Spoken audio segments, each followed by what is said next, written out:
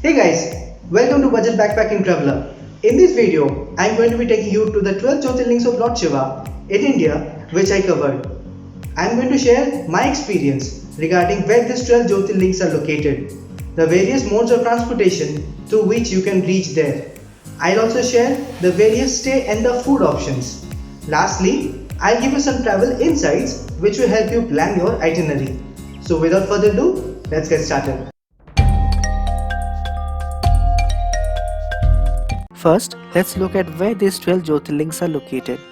Somnath in Gujarat, Mallikarjuna in Sri Sailam, Mahakaleshwar in Ujjain, Omkareshwar in Khandwa, Kedarnath in Uttarakhand, Bhimashankar in Maharashtra, Vishwanath in Varanasi, Trimbakeshwar in Nashik, Baidyanath in Deoghar, Nageshwar in Dwarka, Ramanatha Swami in Rameshwaram, Krishneshwar in Aurangabad. As you can see, these Jyotirlings are spread across the country. As I was traveling solo and on a budget, I tried covering them in multiple phases, keeping in mind of the shortest distance covered. For these phases, I selected a base location, which is a nearby city having good connectivity of trains and buses. My suggestion would be to reach Ahmedabad first from any part of India and then take a government or private bus or a direct train to Somnath. The distance is approximately 410 kilometers and takes 8 hours to reach Somnath from Ahmedabad. Somnath is regarded as the first among the 12 Jyotirlings and one of the most worshipped pilgrimage sites in the country.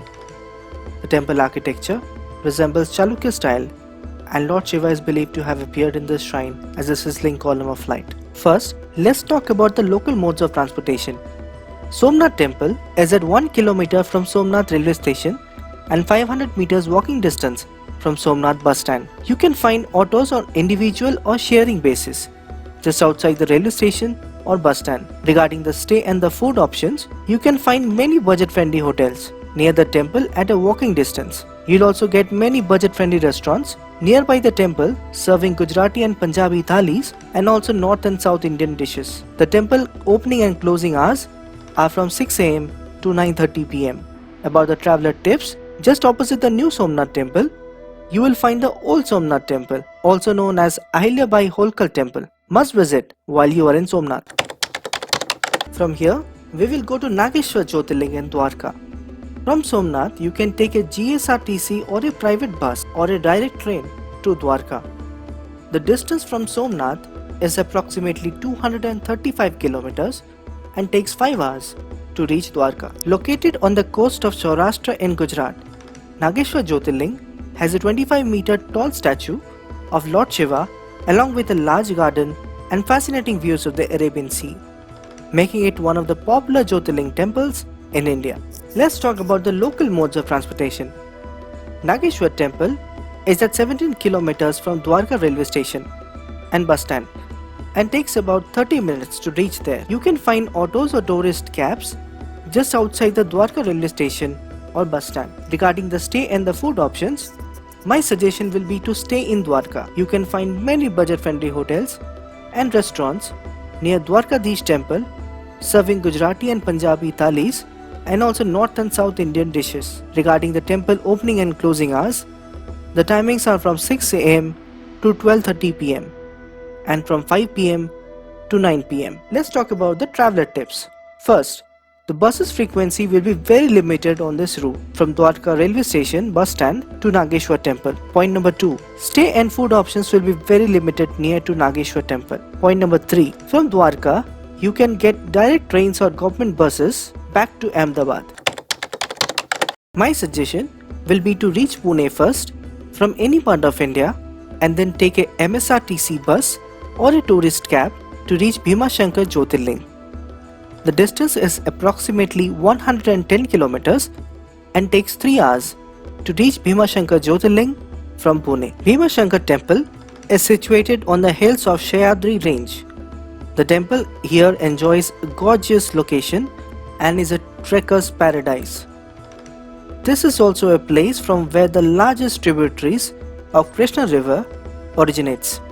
called the Bhima River. First, let's talk about the local modes of transportation. Bhima Shankar Temple is at a walking distance from Bhima Shankar bus stand and car parking. You must climb down a fair number of steps, approximately 300 steps down. Don't worry, there are lots of places to sit and rest on the way. Regarding the stay and the food options, my suggestion will be to stay in Pune, as you will find very limited options for stay and food near the temple. Temple opening and closing hours are from 4:30 am to 12 in the afternoon and from 4 pm to 9:30 pm. Traveler tips: if you have difficulty in walking the 300 steps down to the temple, then don't worry, there is a palki or a chair facility available where 4 persons will carry you along on a round trip charges. From our base location in Pune, you can take a MSRTC bus or a tourist cab to reach Nashik, which will take approximately 4 hours at a distance of 213 kilometers. Located on the banks of river Godavari, Trimbakeshwar in Nashik is one of the ancient Hindu temples dedicated to Lord Shiva. Nashik is also one of the 4 cities where Holi Kumbh takes place every 12 years. First, let's talk about the local modes of transportation. From Nashik bus stand, or commonly known as the Mela bus stand, frequent local buses plies daily till Trimbakeshwar temple. The distance is approximately 30 kilometers and takes 40 to 45 minutes. Trimbakeshwar temple is at a walking distance from Trimbakeshwar bus stand.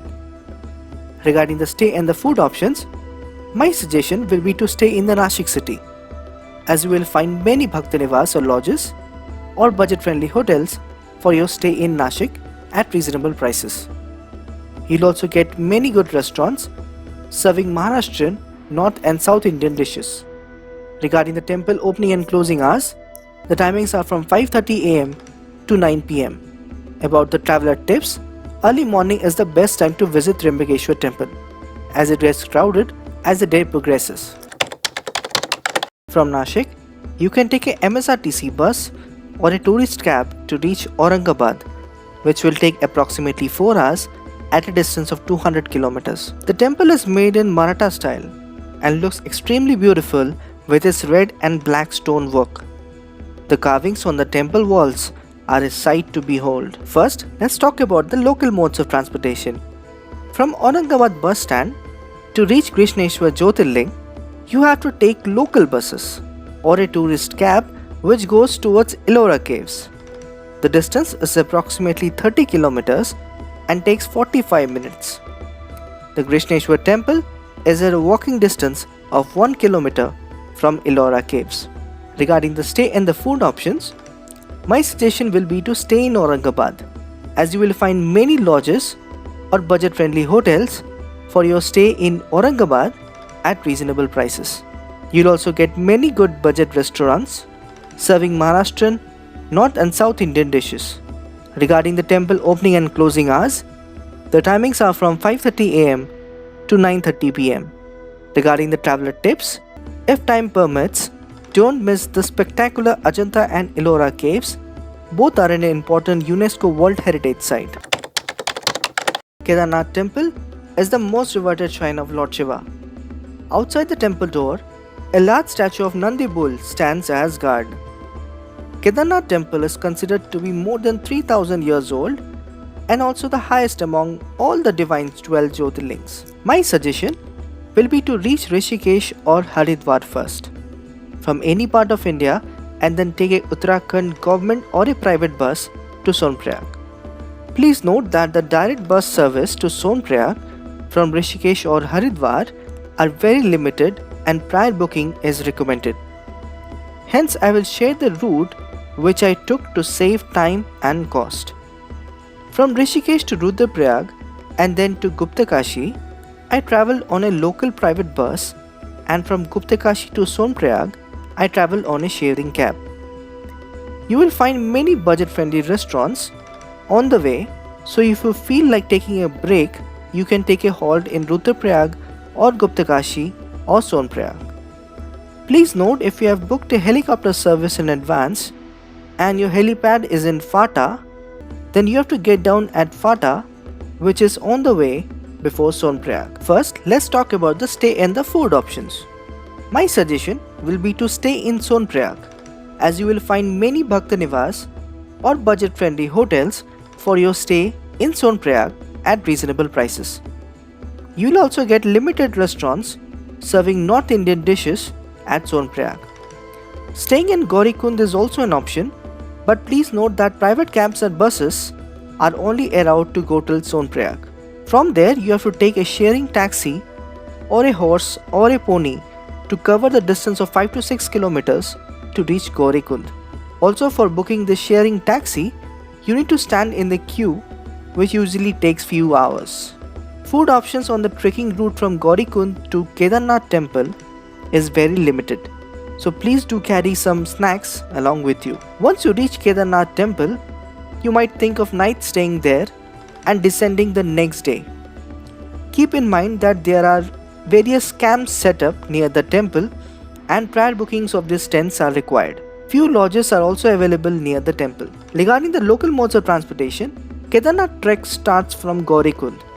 You can trek till the Kedarnath temple or take help of the palkis, ponies or horses which are available at the starting of the trek. Regarding the temple opening and closing hours, the temple remains open daily from 4 am to 9 pm. There is a break in darshan between the 3 pm and 5 pm. Kedarnath temple is only open for 6 months a year due to extreme weather conditions. Regarding the traveler tips, keep warmer and winter clothes with yourself as it's very chilly out there at this location. Wear good trekking shoes if you are planning to do a trek from Gaurikund to Kedarnath temple.